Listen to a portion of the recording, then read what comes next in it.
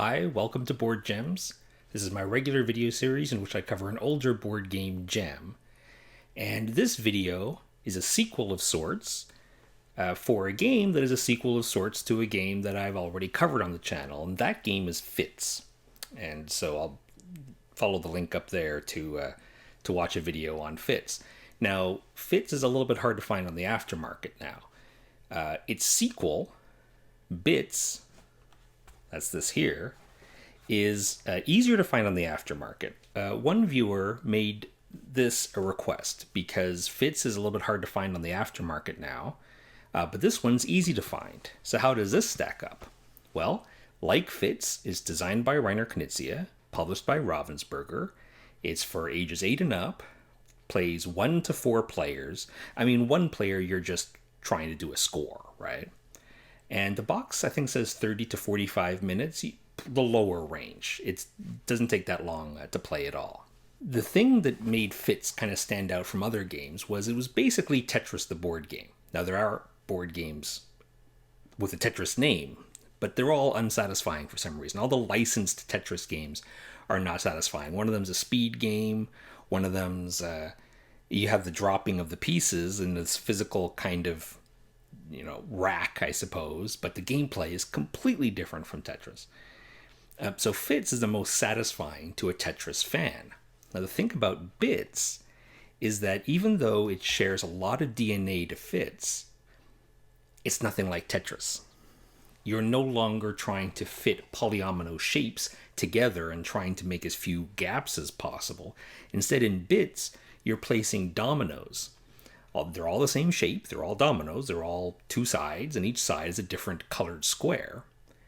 And instead of trying to fit polyominoes together, you're trying to put the colors together to make polyomino shapes, specific shapes based on the round. I'll show you how it plays, then I'll talk about why this is also a gem.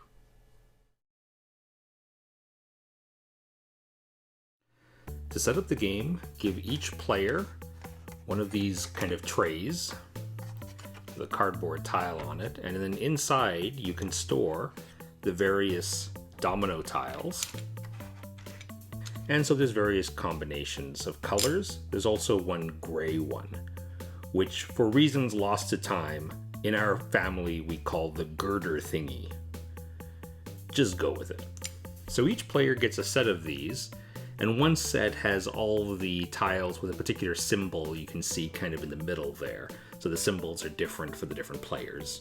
So each player is going to have their set just kind of face up and this board. You're going to take these cardboard tiles, these domino tiles. There's one of these for each of these except for the gray one. So you're going to mix these all face down in the center of the table. These are the scoring tiles. There's 4 numbered, each of the numbers 1, 2, 3, and 4. So for the first round, you're going to take all the 1s, just mix them up as best you can, draw a random one, and put it face up for everyone to see. Now what this says is that every tetromino, every polyomino of size 4, made up of 4 squares, is worth 1 point. However, this particular polyomino, this particular shape, is worth 2 points, and that applies to all players. The game gives you these gray starting draw tiles. The idea is you mix these up, each player gets a random one, and then finds the matching one in kind of the common set. You really don't need these, because you can mix these up directly. These are the ones that have no symbol on them. So you mix these up, and each player gets a random one to place on their board. Now, rules are a bit like Tetris and a bit like Fits, its not so distant cousin, in that tiles are oriented and placed at the top, and then you slide them down.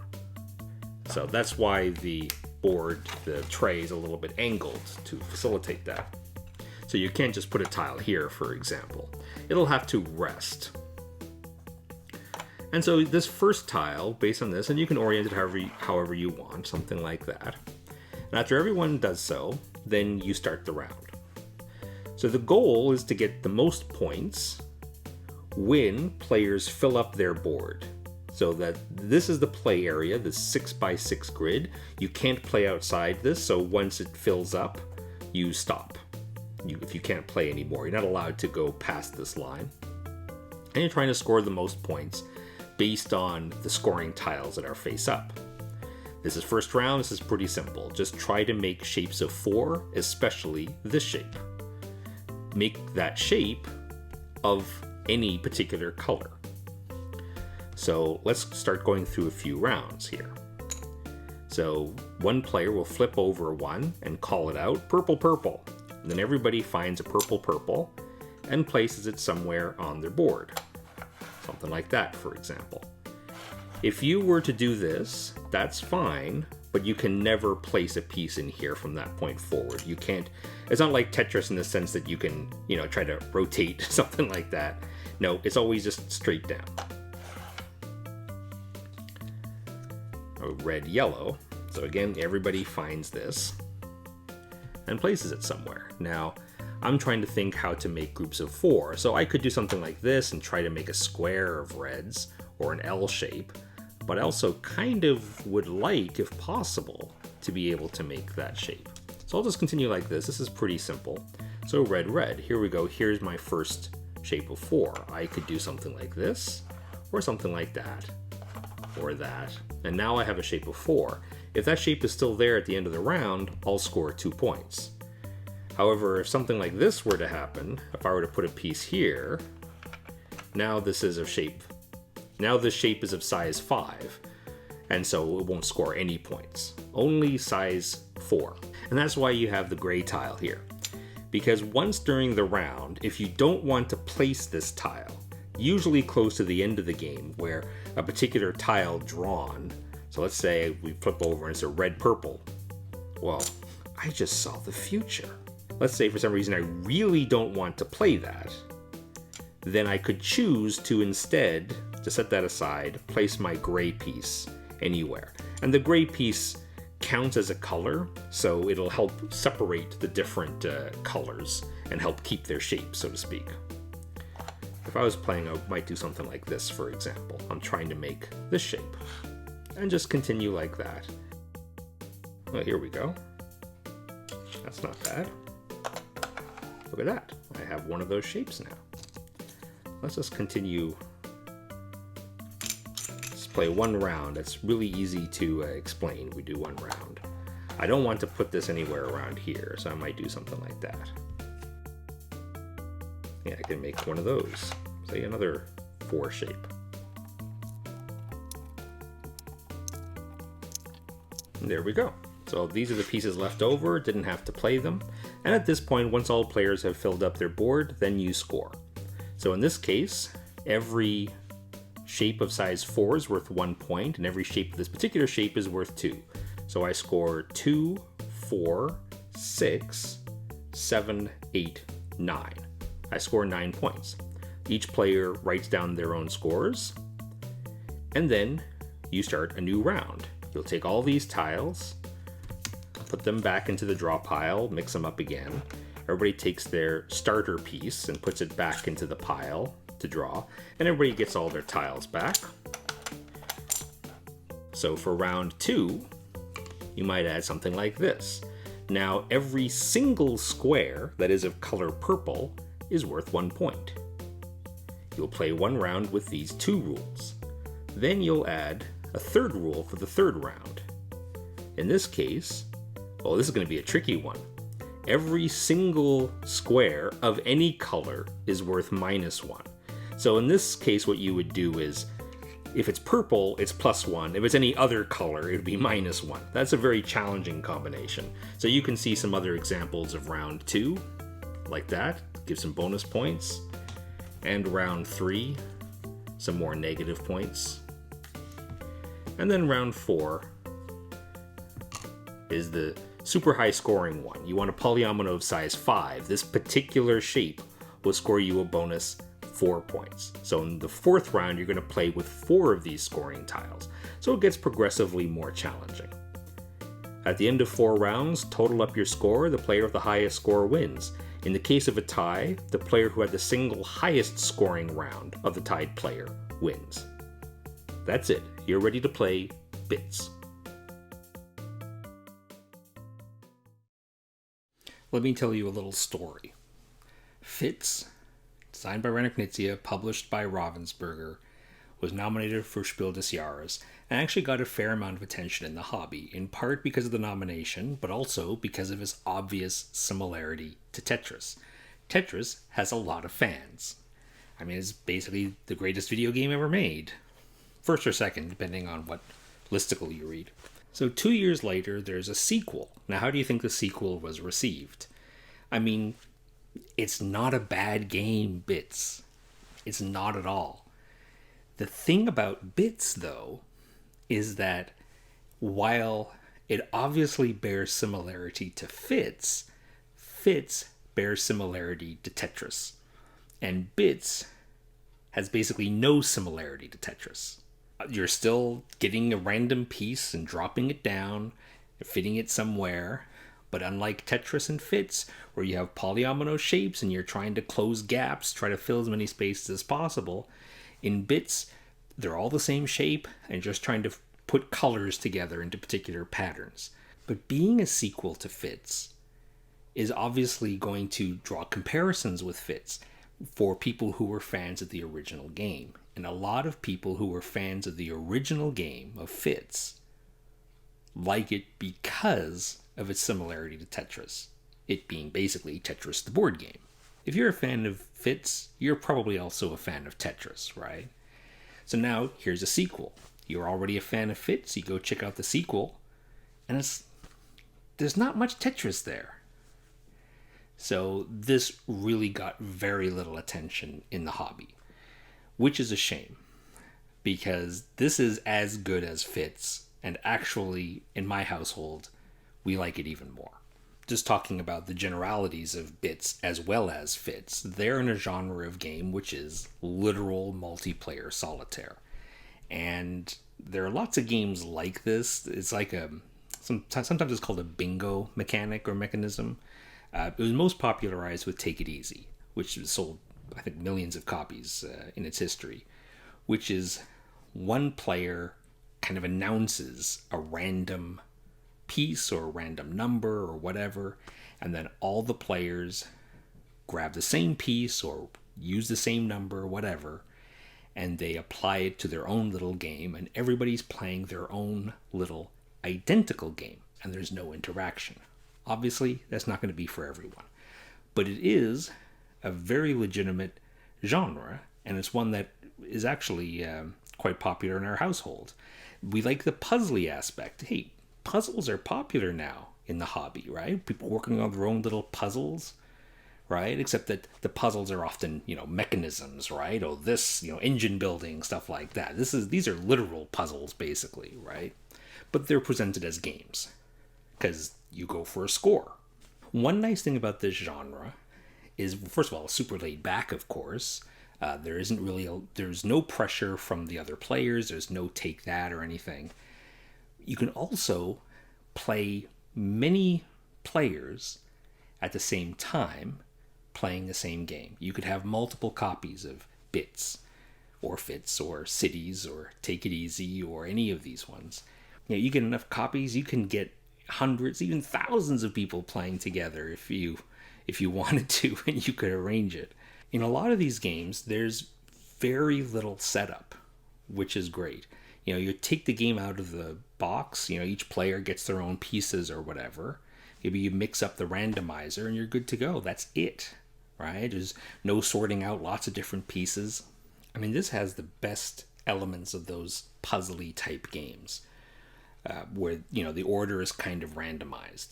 So, you're planning, you can see the pieces you have left. You're hoping for particular pieces. And, these pieces come, but it's random. And it's like, oh, I didn't want that piece now. I need to do something with this, right? And, of course, you're kind of playing. You can plan a little bit, but you also have to stay, play by the seat of your pants a little bit, right? Well, I'm not getting the piece I want now. I might still get it. Should I keep that space open for it, right? just the stress, I suppose, in a good way. The stress of not knowing how you're going to deal with this. Oh, I got this piece. I really didn't want this piece now. What am I going to do with this piece? It's the same as in Fits, which is, I guess, good and bad, but for me, it's very, very good. It's a puzzle that puts a little bit of pressure on you. It's not time pressure. It's, you're working on a puzzle and you're kind of playing the odds a little bit. And when the odds don't go your way, you have to change plans and, try to save it as best you can. Lots of fun. It has just the right amount of that kind of frustration. But again, frustration in a good way. Right? It's frustration, in the moment, like I really was hoping this would happen. And if you get it, you're excited, you're happy, and you're going to get a big score. And if you don't get it, it's like, oh no, what am I going to do? But it shares that with Fits. Obviously, Fits and Bits are very similar. If you like one, you're probably inclined to like the other, unless it's the Tetris-y fitting pieces together that's the reason you like Fits. Again, Bits doesn't have that. Bits is actually a really unique polyomino game because, and I'm trying to think of another example of this. I'm sure there must be, but none are coming to mind at the moment, where the polyominoes are patterns that you're trying to make with the pieces you get, as opposed to polyomino shapes that you're trying to fit together. There's lots of games now, polyomino games, where you're trying to fit polyominoes together. I mean, basically, there's too many of them now. I mean, Fits is 10 years old or more, but certainly now, here, 2021, there's so many of them. So in that sense, Bits feels somewhat unique. It still has the elements of polyominoes in that you have different shapes, different compositions, say, like of Tetris pieces, right? Like if you look at Tetris, all the pieces are 4 squares, but they're different shapes. And Bits uses that because in the first round, all 4 square shapes give you 1 point. But there's a particular 4 square shape, a tetromino, that will score you 2, right? And then in the second round, there's a unique shape, say, that will give you bonus points. In the third round, there's a unique shape that will give you negative points, usually very small, so it's challenging to work around. And then in the fourth round, you get the big 5 square shape, which if you can make that is worth even more points. It's a really nice progression.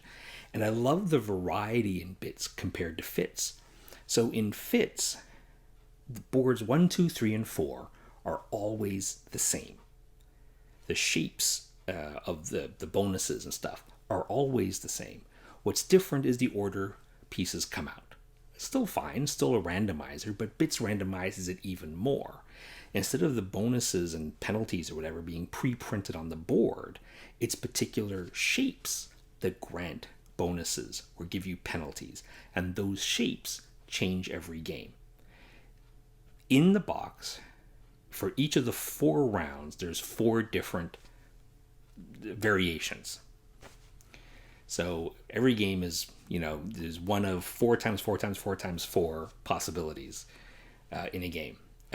That's if you play the full 4 rounds. Actually, Bits in the rules, they actually suggest 3 rounds, and the 4th round is the advanced game. It's not advanced. Don't worry about it. Just play the 4 rounds. If you really want to play a short game, drop the first round and just start with the second. But I love that progression, right? So you start off with, okay, every game is the same. 4 squares is going to give you a point. Any shape, 4 squares can give you a point. That's what's rock solid. That's what is the same from game to game. And then you, of course, in round 1, each game, round 1 will also be a little bit different because there's one particular shape that gives you 2 points instead of 1. So, okay, first round's a little bit different. So round 2, now you add a shape, which is usually of a particular color and is a smaller shape. So like 2 squares or 3 squares. And so, okay, that's great. Now you got another thing to think about. And then in round 3, that's when it goes off the rails, because round 3 introduces the penalties. In round 3, the shape, that particular shape will lose you a point. So you don't want to make that shape. And some of them are particularly brutal. Like there's one that's like, oh, it's so painful. We always like groan when we get it because it's single squares. Any color, just a single square all by itself. -1. And it's so easy to do. And round 3 becomes so challenging because you become so focused on avoiding the negative points. In the end, you might not score any positive either. Very, very difficult to strike that balance. And then, of course, round 4, which is even more dynamic because you can make these big shapes, which are worth a big whopping 4 points. So you would think the 4th round would then result in possibly really high scores. In practice, I don't find that's the case. It would have been nice, actually, if somebody was behind and then round 4 they had a great round and they shoot to the top of the scores. In practice, I don't really find that's the case. But yeah, I mean, if you can make a couple of those giant shapes, that's great, and you're going to score potentially a lot of points in that last round. It's a really great progression. Another difference in fits is that in fits, you can always pass. Or you get a block, you don't want to play it, I just won't play it. And you can do this as many times as you want. Of course, there's a limited number of pieces, so if you pass too many times, then once you reach the end of the round, the top of your board, you're not going to have enough pieces left to fill it in. So that's fine. But Bits changes it that you basically can't pass. Every piece you get, you have to do something with. There's one way that you can avoid it just once in the round, and that's with your solid gray tile, which, for reasons lost in time, in our household we call the girder thingy.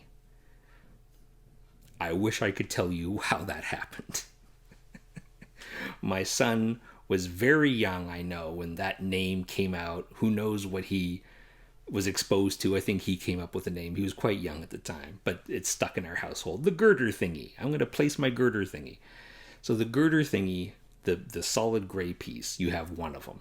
And at one point during the round, you can say, whatever piece came up randomly, I don't want to play that. Instead, I will play my solid gray piece.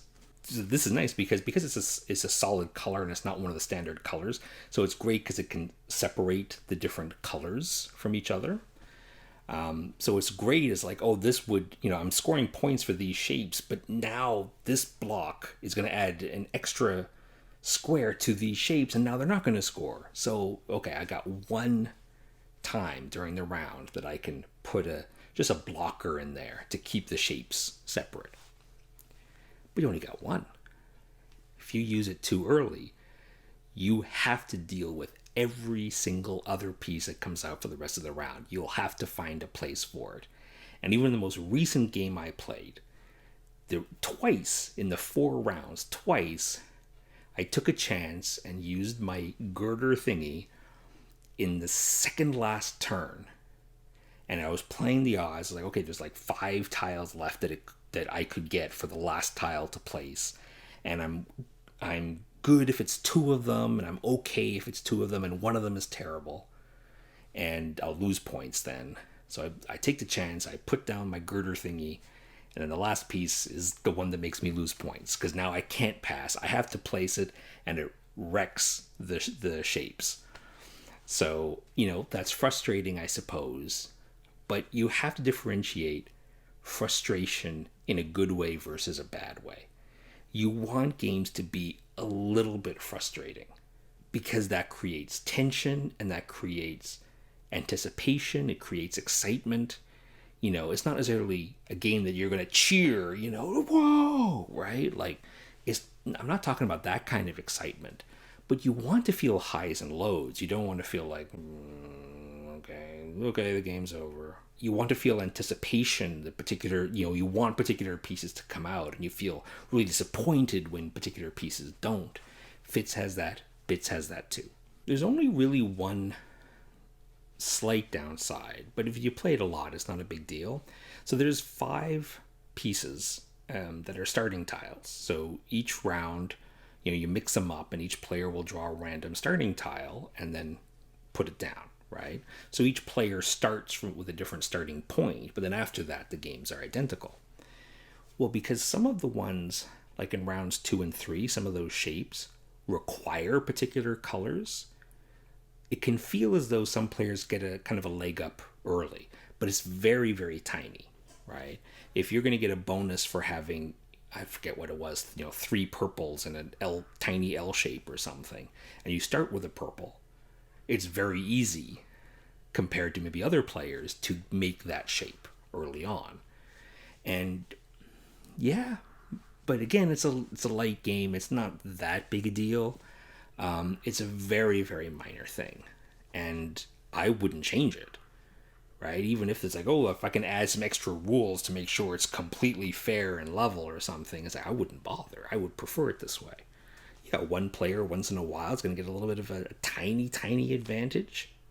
Okay. In the end, the difference might be a single point or something. Really not a big deal, but I'm stretching to find a bad thing to think about. Now, I will say, so the tiles have little symbols on them. And if you're just looking at a photo like on BGG, you might assume, unless you knew how the game worked, that each color has a particular symbol on it. So it's colorblind friendly. No, it's a unique symbol per player.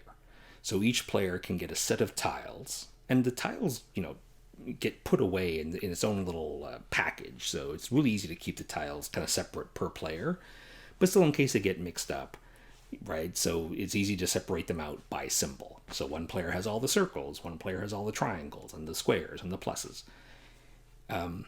So I think that's fine. I completely have no problem with it.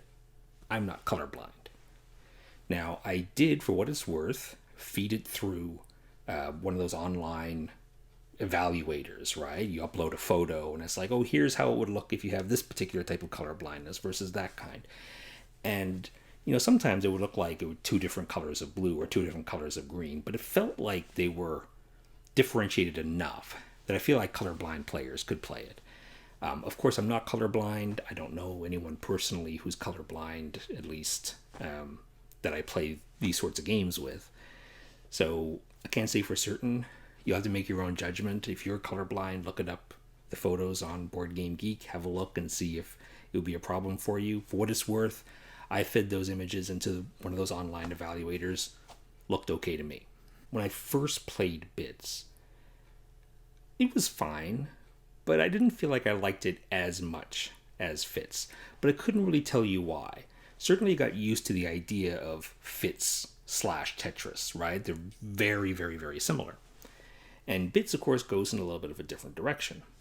And I don't know if that's the reason why, at first, Bits didn't really do a whole lot for me. It was fine. It's like, oh, it's nice to have for variety. If we tire of Fits, we can play Bits for a while and then go back to Fits.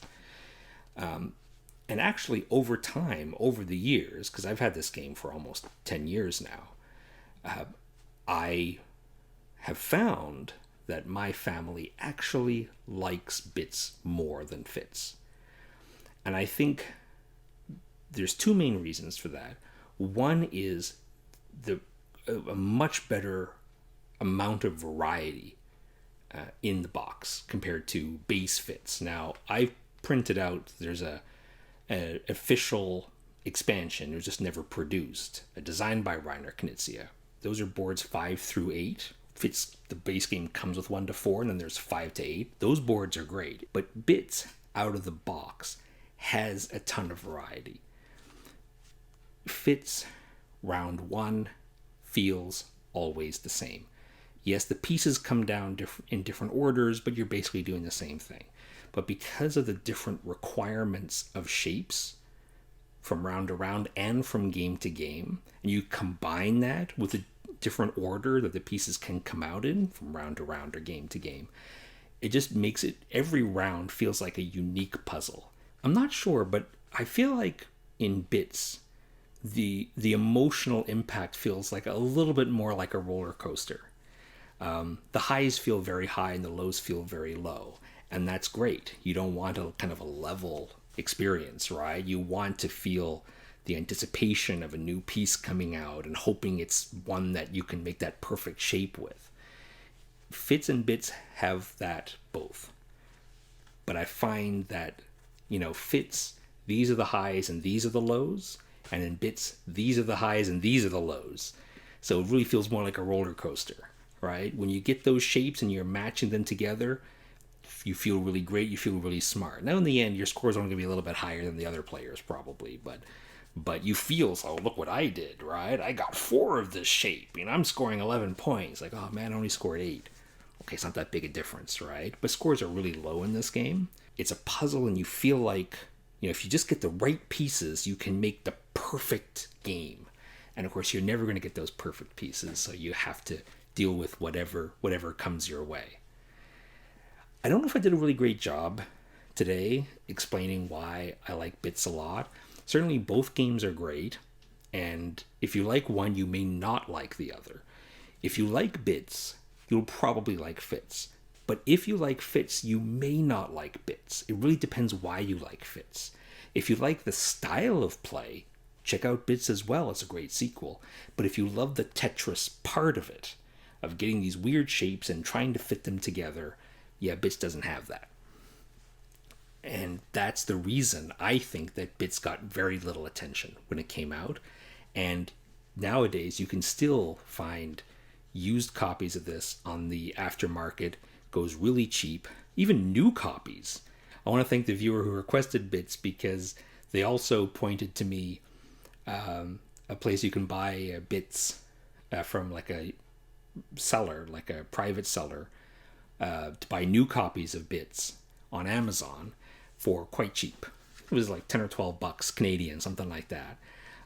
So I jumped at that. I have a spare copy now, and I'm happy. And if ever we need to play 8 people, I'm ready. Anyway, bits is easier to find on the aftermarket than fits. And if you like this style of game, if you like the style of Take It Easy, of fits, of cities, like these types of games, you definitely want to check out bits. I think bits is great. I think bits is one of the best ones. And it's really easy to get. So, I mean, it is, I should point out, you can probably see it, but it is the typical Ravensburger long box, which I know a lot of people seem to hate. Not a problem for me. There's lots of games. It's a pretty standard box shape, but same as fits. So if you have any interest in fits and you can't find it, as long as it's not because you're this massive Tetris fan, but you just want a good game that's really kind of easy to get to the table, really can be enjoyed by people of lots of different levels. Kids can play it, grandparents can play it, kind of thing.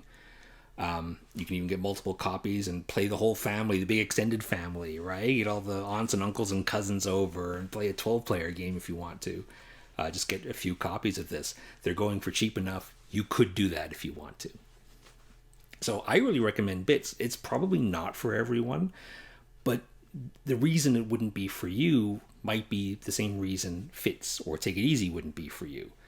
The multiplayer solitaire genre, like literal multiplayer solitaire, is not for everyone. And hey, I love interaction too, right?